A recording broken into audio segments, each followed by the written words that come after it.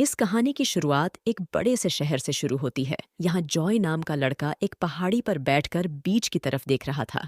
समुंदर में एक लेडी नहा रही थी और उसकी खूबसूरती ने जॉय का ध्यान खींच लिया था। इस लेडी का नाम रोज था और जॉय उसे ही छुपकर देख रहा था। रोज को देखते देखते जॉय गलती से आवाज कर देता है, जिसके बाद रोज भी उसे देख लेती है। रोज को अपनी तरफ देखता पाकर जॉय इतना घबरा जाता है कि वो घबरा कर बीच से भाग जाता है। कुछ देर बाद जॉय अपने माता पिता के साथ बाजार में घूम रहा था। उसके साथ उसकी छोटी बहन भी थी और इसी बीच उसे बाजार में रोज नजर आती है। रोज भी बाजार में शॉपिंग कर रही थी। शॉपिंग करने के बाद जब वो जाने लगी तो जॉय उसका पीछा करने लगता है। रोज को एक होटल में काम था। जॉय भी उसका पीछा करते करते उसी होटल में आ जाता है जिस होटल में रोज आई थी। देखते ही देखते वो रोज के कमरे के बाहर भी पहुंच जाता है। इसी बीच रोज जब अपनी चप्पल उठाने बाहर आती है तो उसकी नजर जॉय पर पड़ जाती है। वो जॉय से पूछती है कि क्या तुम बीच वाले लड़के हो। जॉय ना कहकर वहां से जाने लगता है, लेकिन रोज उसे रोककर कमरे में बुलाती है। उसकी बात मानकर जॉय कमरे में आता है। रोज अब पहले उसे ध्यान से देखती है और फिर उसके कपड़े उतारने लगती है, मगर इस बार भी जॉय घबराकर कमरे से भाग जाता है। जॉय 18 साल का लड़का था जो हाई स्कूल में पढ़ता था, जबकि रोज 40 साल के आसपास थी और वो डाक विभाग में काम करती थी। हमारी आज की कहानी इन दोनों पर ही आधारित है और देखेंगे कि जॉय कब रोज की गुफा में धमाके करता है। लेकिन आगे बढ़ने से पहले इस वीडियो को एक लाइक करके चैनल को सब्सक्राइब जरूर करें, क्योंकि ये आपके लिए एक सेकंड का काम है, लेकिन इससे हमारी काफी बड़ी मदद होती है। अगले दिन जॉय अपने स्कूल में था और वो पढ़ाई में काफी तेज था। स्कूल के बाद वो होटल में फोन कर उसी कमरे के बारे में पूछता है जिसमें रोज रुकी थी। वो होटल वालों से झूठ बोलता है कि मैं रोज का रिश्तेदार हूँ, ताकि उनसे रोज का पता जान सके। दूसरी तरफ रोज भी अपने काम पर थी और वो लोगों को उनके खत दे रही थी। इसी बीच जॉय उसे दूर से देखने लगा। होटल वालों ने उसे रोज का पता बता दिया था और अब वो रोज का पीछा करने लगा था। रोज को देखने के बाद वो सीधा अपने घर आता है। जॉय की माँ का नाम मरियम था और वो अपने दोनों बच्चों से बेहद प्यार करती थी। दूसरी तरफ रोज भी खत देकर अपने ऑफिस में आ चुकी थी। शाम को जब वो अपने घर जाने लगती है तो उसे अपनी साइकिल पर फूल मिलते हैं। रोज को ये फूल जॉय ने दिए थे और वो उन्हें अपने घर ले आई थी। अगली सुबह रोज फिर से काम करने लगती है और जॉय अपना स्कूल छोड़कर उसका पीछा करने लगता है। जॉय को अपना पीछा करते देख रोज पहले अपने साइकिल से उतरती है और फिर जॉय के पास जाकर पूछती है कि तुम मेरा पीछा क्यों कर रहे हो। जॉय झूठ बोलता है कि मैं यहाँ से गुजर रहा था, लेकिन रोज उसका झूठ पकड़ लेती है। वो उसे अपने से दूर रहने को कहकर वहां से चली जाती है। रोज की इस बात ने जॉय को उदास कर दिया था। शाम होते होते जब रोज अपने घर आती है तो उसे घर के बाहर जॉय नजर आता है। जॉय हर हाल में उससे दोस्ती करना चाहता था, लेकिन रोज उसे बाहर ही रोककर कहती है कि मेरा एक लवर है और मैं उम्र में भी तुमसे बड़ी हूँ, इसलिए हमारी दोस्ती नहीं हो सकती। इतना कहकर वो जॉय को चलता करती है और घर का दरवाजा बंद कर लेती है। रोज अभी दरवाजे के पास ही खड़ी थी कि तभी उसे जॉय के गिरने की आवाज सुनाई देती है। वो जल्दी जल्दी बाहर आकर उसे संभालती है। गिरने के कारण जॉय के एक हाथ पर चोट लग गई थी, जिस कारण रोज उसे अपने घर में ले आती है। घर में आते ही वो उसकी मलहम पट्टी करने लगी। जॉय उसे उसके लवर के बारे में पूछता है तो रोज उसे बताती है कि वो किसी काम से दूसरे शहर गया है और वो जल्दी ही वापस आ जाएगा। अब जॉय उससे पूछता है कि तुम होटल में क्या कर रही थी। इसके जवाब में रोज उसे बताती है कि इस घर में काम हो रहा था, इसलिए मैं एक दिन के लिए होटल में ठहरी थी। रोज की बात सुनकर जॉय कहता है कि मैं होटल में डर गया था, लेकिन आज ना तो मैं डरूंगा और ना ही भागूंगा।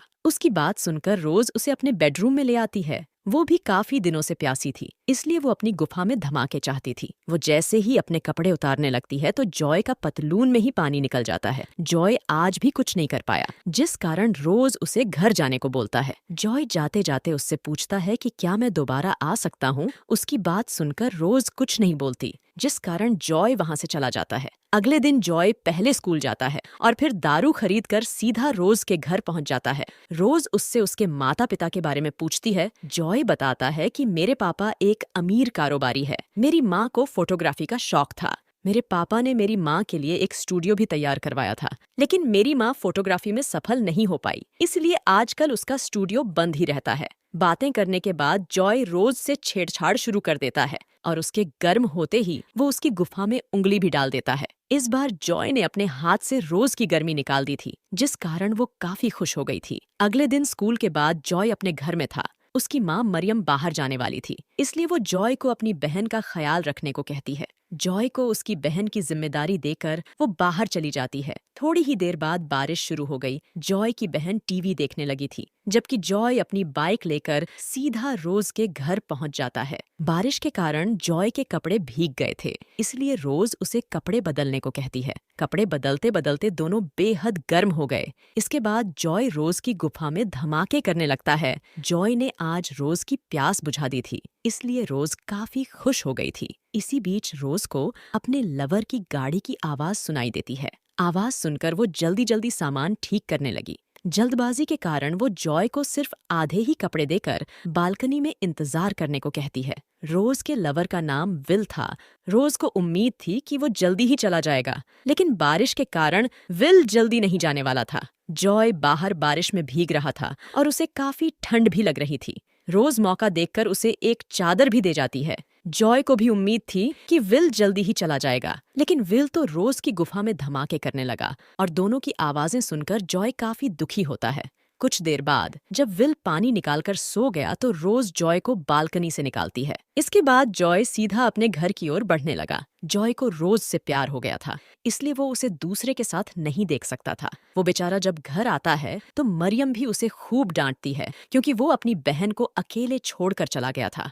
जॉय के पिता का नाम नॉर्मन था और वो भी घर लौट आया था। मरियम चाहती थी कि नॉर्मन भी जॉय को डांटे, लेकिन वो उसकी बात नहीं मानता। अगले दिन रोज जॉय से मिलने उसके स्कूल आती है। वो जॉय की तबीयत के बारे में जानना चाहती थी, लेकिन जॉय उसे बदचलन कहकर वहां से जाने को कहता है। उसकी बात सुनकर रोज उससे कहती है कि मैंने तो तुम्हें पहले ही विल के बारे में बता दिया था, लेकिन तुम ही मेरे पीछे पड़े रहे। इतना कहकर वो चली जाती है। रात को रोज जॉय की माँ की स्टूडियो में आती है। ये स्टूडियो काफी समय से बंद था, इसलिए जॉय ने ही फोन कर रोज को यहाँ बुलाया था। वो रोज से माफी मांगता है, क्योंकि उसने उसे बदचलन कहा था। रोज उसे माफ कर देती है, जिसके बाद दोनों एक दूसरे का पानी निकालने लग जाते हैं। धीरे धीरे जैसे जैसे दिन बीतने लगे, दोनों के बीच प्यार बढ़ने लगा। दोनों पूरा दिन घूमते फिरते और एक दूसरे की तस्वीरें भी खींचते। ऐसे ही एक दिन जॉय रोज को एक फार्म हाउस पर लेकर आता है, जो शहर से काफी दूर था। ये फार्म हाउस जॉय के पिता का था और दोनों यहाँ भी एक दूसरे का पानी निकालने लगते हैं। दूसरी तरफ मरियम जॉय के कमरे की साफ सफाई करने लगी थी। सफाई करते करते उसके हाथ जॉय का फोन लग जाता है। जॉय अपना फोन घर में भूल गया था और मरियम उसमें रोज की तस्वीरें देख लेती हैं। उधर रात को जब रोज अपने घर आती है तो घर में उसे विल मिलता है। विल उससे पूछता है कि तुम कहाँ से आई हो। रोज उसकी बात को टालने की कोशिश करती है, जिससे विल का शक गहरा हो जाता है। वो गुस्से में आकर कहता है कि मुझे पड़ोसियों ने सब बता दिया कि तुम्हारे पास एक लड़का आता जाता है। रोज अब भी कुछ नहीं बोलती, जिस कारण विल बोतलों पर अपना गुस्सा उतारता है और बोतलों का एक टुकड़ा रोज को जख्मी कर देता है। रोज को जख्मी देखकर विल का सारा गुस्सा शांत हो गया। वो जल्दी जल्दी उसे दवा देकर सोने को कहता है। सोने से पहले रोज मान जाती है कि मेरे पास एक लड़का आता था और मुझसे बहुत बड़ी गलती हो गई। विल को उस पर गुस्सा तो बहुत आता है, लेकिन वो उसे माफ कर देता है। उधर मरियम जॉय से रोज के बारे में पूछ रही थी। जॉय उससे झूठ बोलता है कि वो मेरी दोस्त है।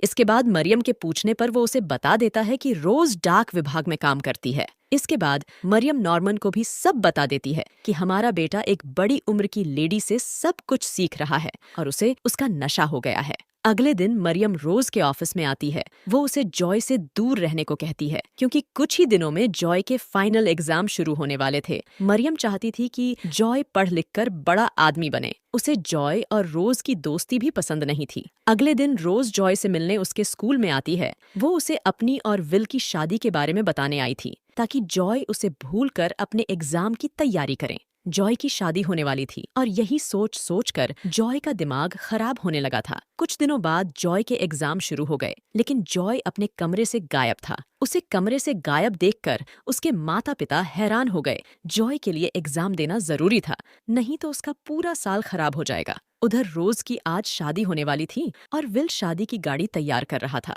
इसी बीच नॉर्मन उसके पास आकर उसे जॉय के बारे में पूछता है। नॉर्मन को शक था कि जॉय रोज के पास आया होगा। रोज भी उसकी बातें खिड़की से सुन लेती है और वो जल्दी जल्दी उसके पास आती है।